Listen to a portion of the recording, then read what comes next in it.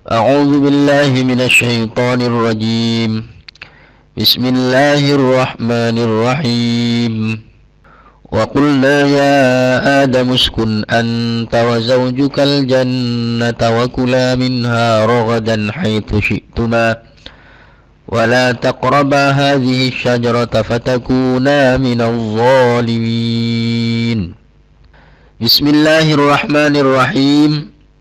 Wa qulna, dan berkata siapa aku, ya Adam, wahai Adam, uskun, tinggallah atau diamlah siapa kamu, anta, yakni kamu, takkidun, adapun anta takkidun itu mentaukiti lidzamiril mustatiri, kepada dhamir al-mustatiri yang tersembunyi atau dhamir mustatir, liyuktafa, supaya bisa diatofkan apa alaihi, atas ad-dhamir. Jadi lafaz anta di sini adalah taukid untuk dhamir mustatir wujuban yang tersimpan di dalam lafaz uskun. Kenapa kok masih perlu ditaukiti dengan dhamir baris, dhamir yang tampak, dhamir mustatir, dhamir yang tidak tampak? Karena apa? Karena itu syarat untuk bisa diatofi. Karena setelah itu ada ma'tuf alaihnya, ada lafaz, ada ma'tuf, ya maksud saya ada ma'tufnya, yaitu lafaz wa zawjuka. Wa zawjuka mau diatofkan kepada dhamir mustatir di dalam lafaz uskun, maka syaratnya menurut nahwu harus ditaukiti dengan dhamir baris, maka harus ada lafaz anta. Wa zawjuka, dan istrimu, Hawwa'u, yakni ibu Hawa, bil maddi, dengan menggunakan huruf mad atau alif mamdudah, bil maddi dengan menggunakan alif mamdudah, Hawwa'u. Wa kana, dan ada khalquha, apa penciptaannya Hawa itu, min dilaihi, dari tulang rusuknya Nabi Adam, al-aisari, yang kiri. Al-jannata, tinggal al-jannata, terhadap surga.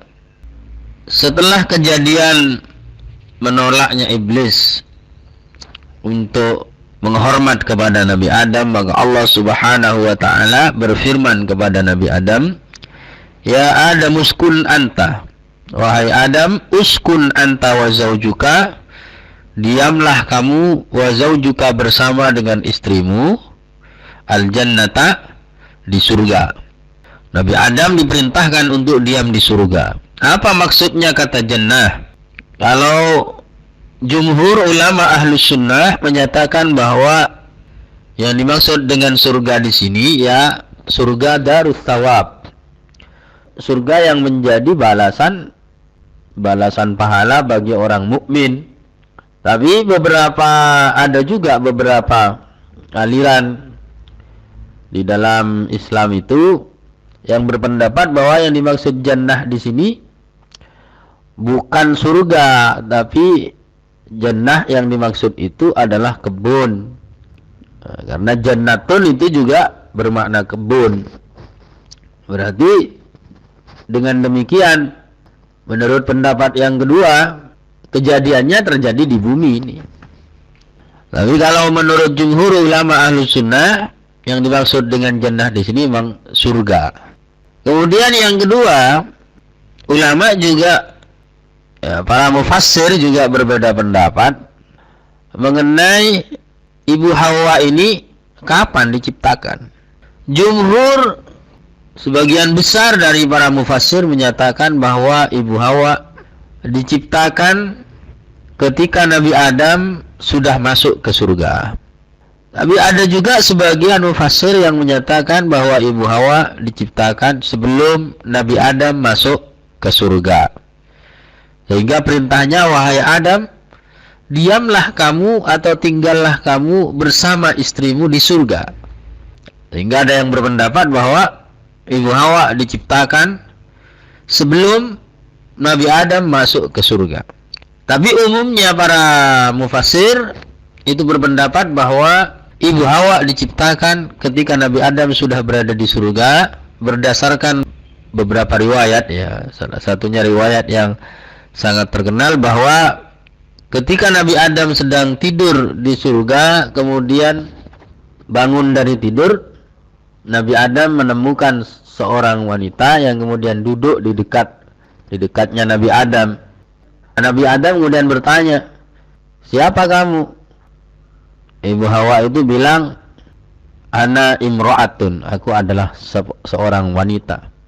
"Taskun ilayya wa askunu ilaik," aku akan menjadi teman yang membuat engkau menjadi tentram, dan engkau menjadi teman yang membuat aku juga menjadi tentram.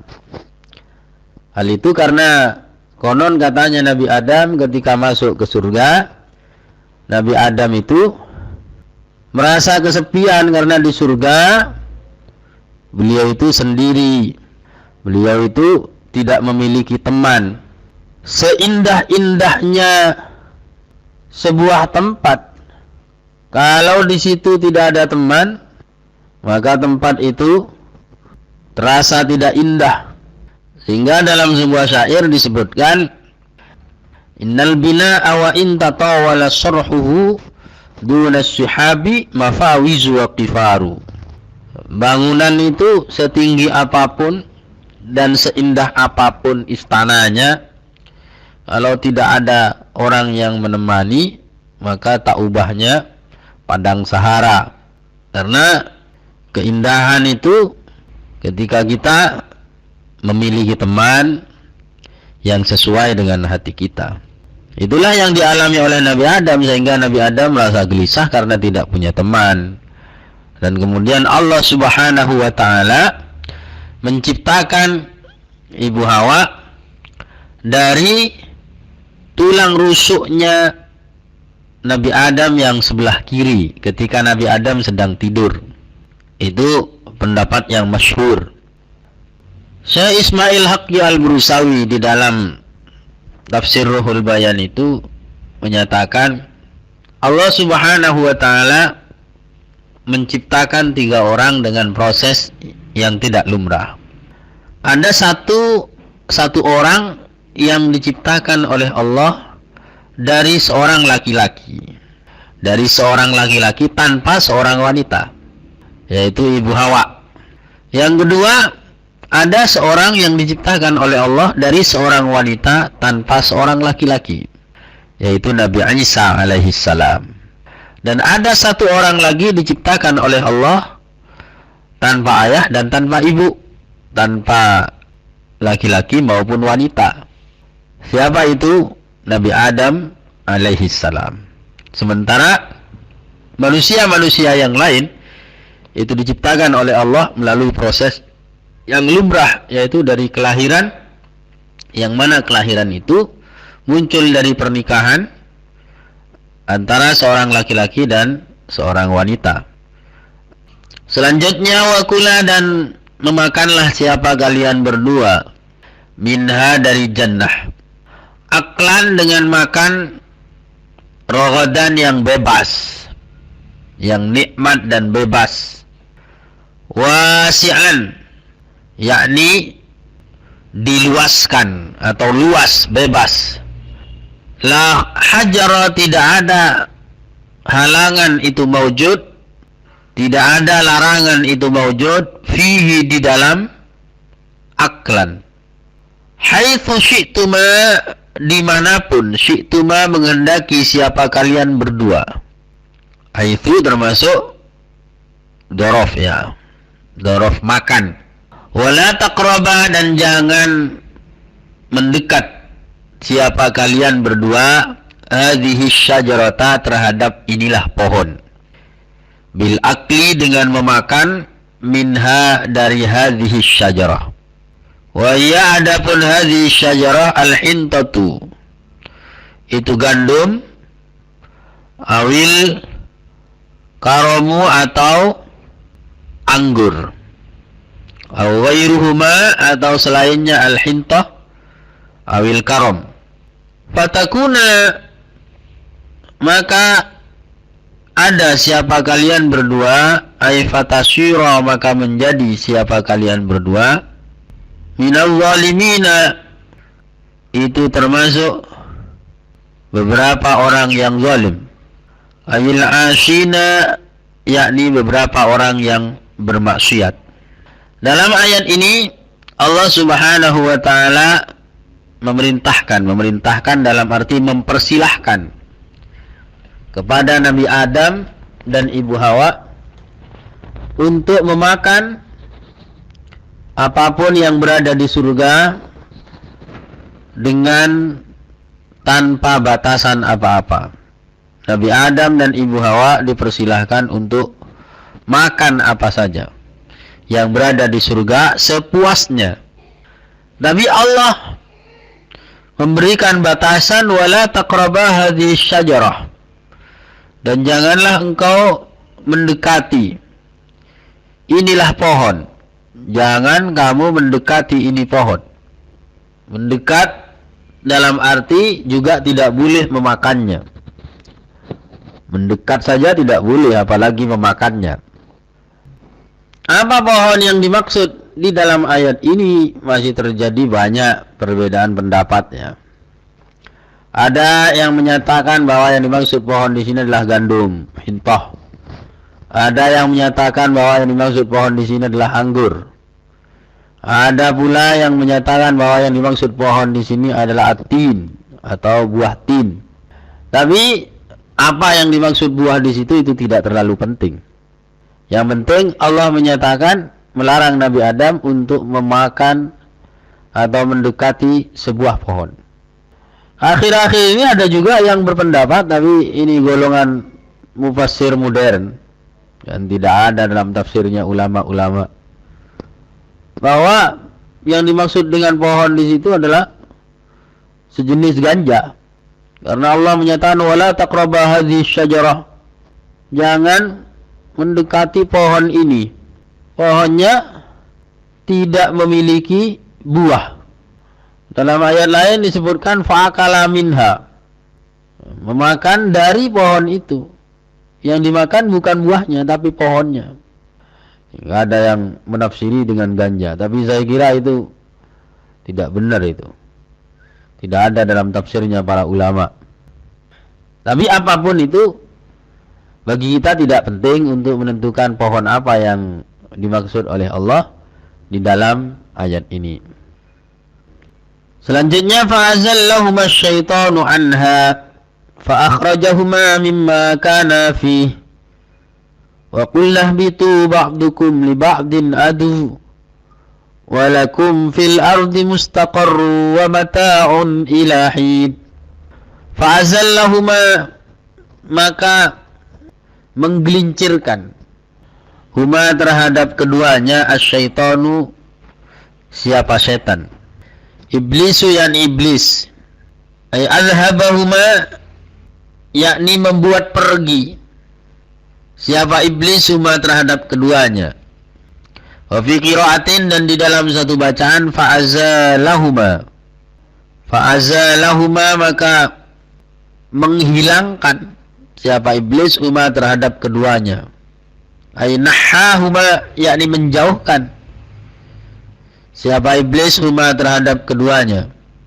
Anha, dari jannah, ayil jannati, yakni dari surga. Bi an qala, dengan sekiranya mengatakan siapa iblis lahuma kepada keduanya, hal adullukuma, apakah akan menunjukkan siapa aku kuma terhadap kalian berdua, ala syajaratil khuldi, atas pohon khuldi atau pohon keabadian. Ala syajaratil khuldi, atas pohon keabadian. Wa qasamahuma, dan bersumpah siapa iblis huma terhadap keduanya, billahi, demi Allah, innahu, sesungguhnya iblis, lahuma kepada keduanya, laminan nasihina, itu termasuk, itu benar-benar termasuk beberapa orang yang memberi nasihat atau bermaksud baik.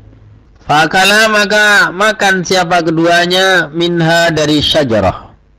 Fakhrajahuma, maka mengeluarkan siapa iblis atau setan huma terhadap keduanya mimma dari sesuatu kana yang ada siapa keduanya fihi itu di dalam ma minan naimi dari kenikmatan. Tapi ternyata Nabi Adam kemudian ditipu oleh setan. Iblis yang dendam kepada Nabi Adam kemudian merayu Ibu Hawa dan juga merayu Nabi Adam agar kemudian memakan buah atau pohon terlarang ini.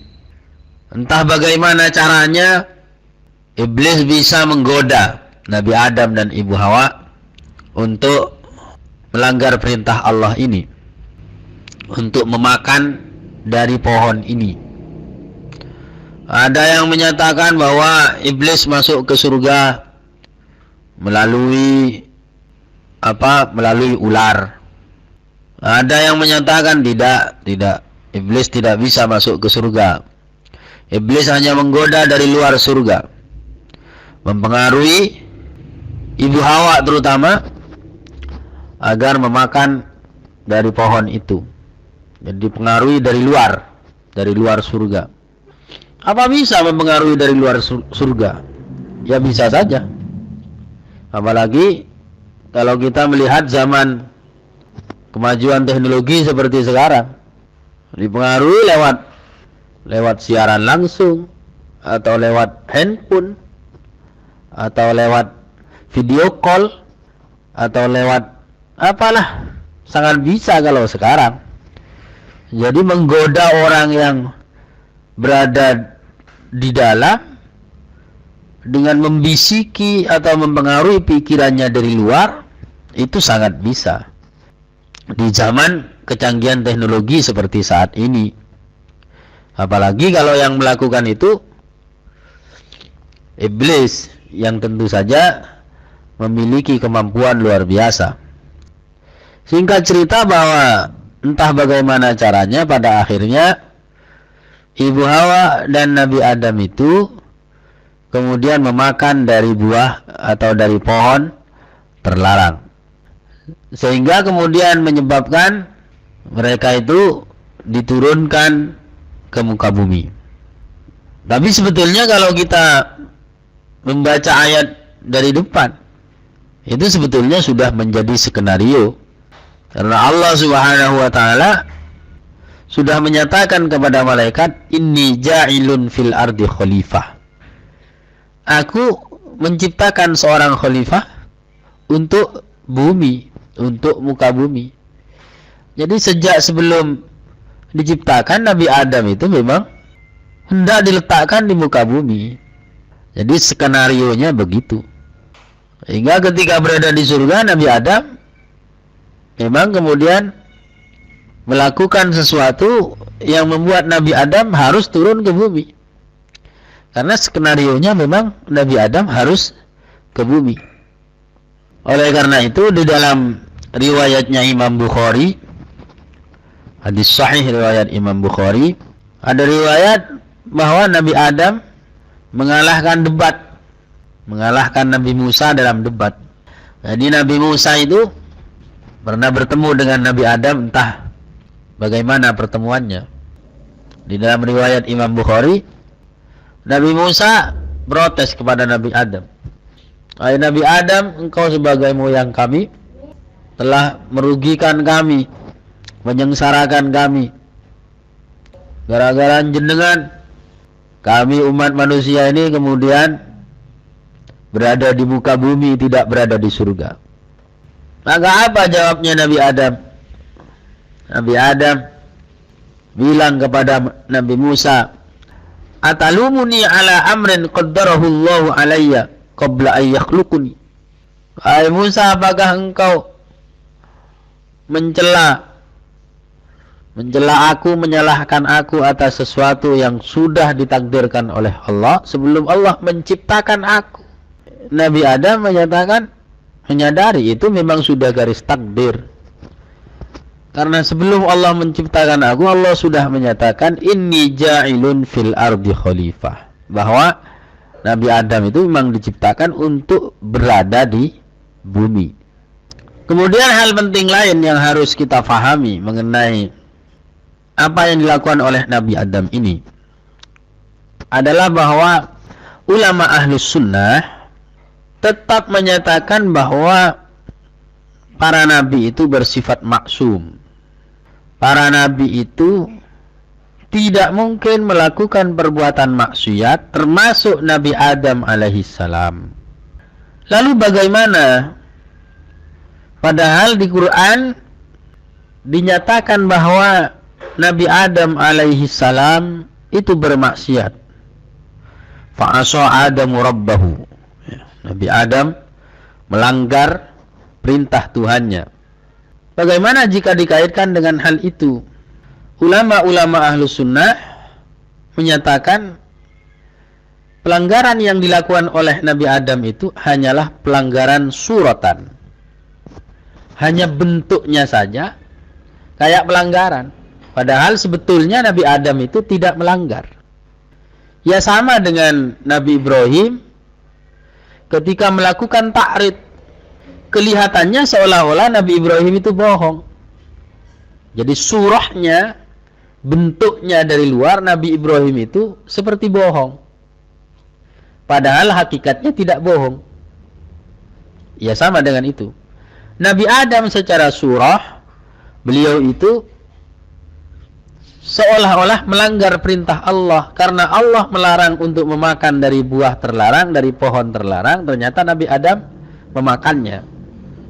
Secara bentuk ini melanggar. Tapi sebetulnya secara hakikat Nabi Adam tidak melanggar.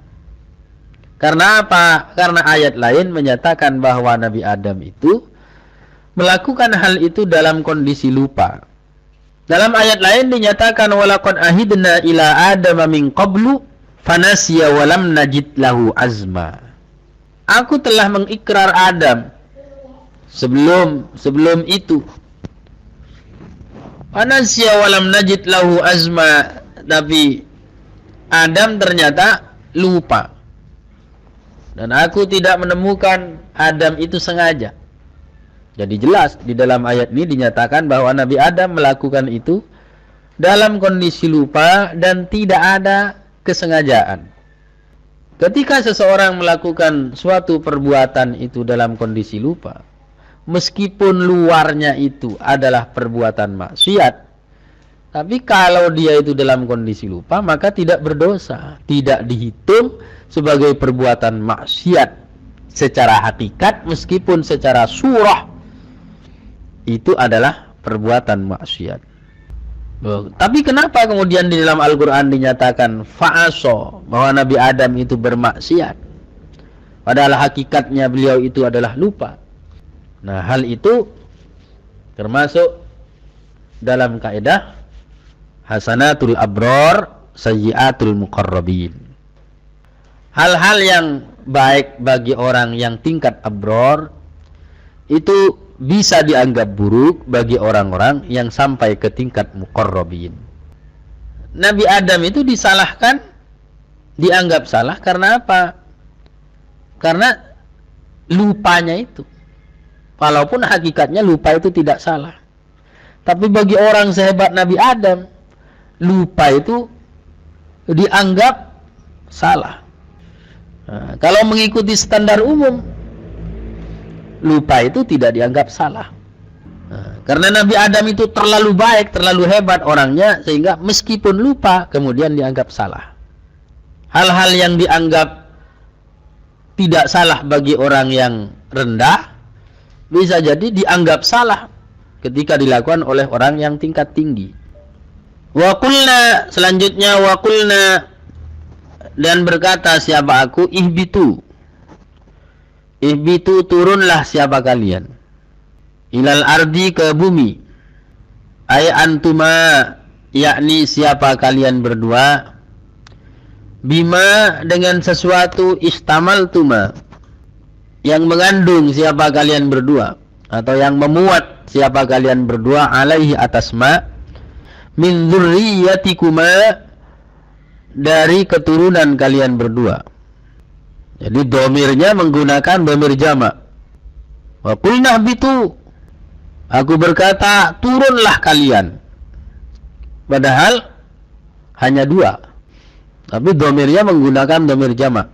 Maka tafsirannya, kenapa di sini menggunakan domir jamak? Karena Nabi Adam dan Ibu Hawa itu di dalam dirinya itu ada keturunan-keturunan yang termuat di dalam tulang sulbinya Nabi Adam. Sehingga ketika dibilang ihbitu, turunlah kalian, itu yang dimaksud adalah Nabi Adam, Ibu Hawa, dan segenap keturunannya. Walaupun ada juga yang berpendapat ihbitu itu juga menyangkut iblis. Ada yang berpendapat juga menyangkut ular dan semacamnya. Nah, kalau menurut Imam Suyuti, kenapa pakai domir jamak? Itu ya karena Nabi Adam, Ibu Hawa, dan segenap keturunan yang ada di dalam diri mereka. Ba'dukum, adapun sebagian kalian, ay ba'dud dzurriyyati, yakni sebagian keturunan, li ba'din, bagi sebagian yang lain, aduwwun, itu musuh, min zulmi ba'dihim, karena kedaliman sebagian dari dzurriyyah, ba'dan, terhadap sebagian yang lain. Walakum, dan itu bagi kalian, fil ardi, di muka bumi, mustaqarrun, adapun tempat tinggal, ay maudhi'u qararin, yakni tempat tinggal, wa mata'un, dan suatu yang menyenangkan, ay ma, yakni sesuatu, tatamatta'una, yang mengambil kesenangan, siapa kalian, bihi, dengan ma, min nabatiha, dari tumbuh-tumbuhannya ard, ila hinin, hingga waktu yang ditetapkan, ay waqtin qidha'i ajalikum, yakni waktu habisnya ajal kalian. Setelah Nabi Adam alaihissalam memakan dari pohon terlarang itu, Allah menyatakan ihbitu, turunlah kalian ke bumi. Ba'dukum li ba'din adu, ketika sudah ada di bumi, maka sebagian dari kalian akan menjadi musuh bagi sebagian yang lain. Manusia tidak akan terlepas dari permusuhan. Keturunan dari Nabi Adam tidak akan terlepas dari permusuhan antara satu sama lain. Itu sejak awal sudah, sejak sejarah awal dari Nabi Adam, di antara dua putra Nabi Adam sudah terjadi konflik. Walakum fil ardi mustaqarru wa mata'un ila hin, dan kalian silahkan tinggal di muka bumi. Ada tempat tinggal di muka bumi, dan di muka bumi ada fasilitas-fasilitas yang menyenangkan bagi kalian. Ilahin, sampai kalian mati. Kalau sudah mati, ya sudah, tidak tinggal di bumi lagi. Rohnya sudah masuk ke alam barzakh, dimensi alam yang berbeda, dan sudah tidak mendapatkan mata lagi. Fasilitas-fasilitas yang ada di bumi sudah tidak dinikmati lagi ketika orang sudah mati. Sebelum dia mati, maka dia memiliki mustaqar dan mata di bumi, tempat tinggal dan fasilitas di bumi dipersilahkan kepada dia selama masih hidup. Cukup sekian dulu. Wallahu a'lam bishawab. Semoga bermanfaat. Bismillahirrahmanirrahim. Rabbana anfa'na bima 'allamtana, Rabbi 'allimna alladhi yanfa'una, Rabbi faqihna wa faqih ahlana wa qarabati lana fi dinina. Subhana rabbika rabbil izzati amma yasifun, wa salamun alal mursalin, walhamdulillahi rabbil alamin.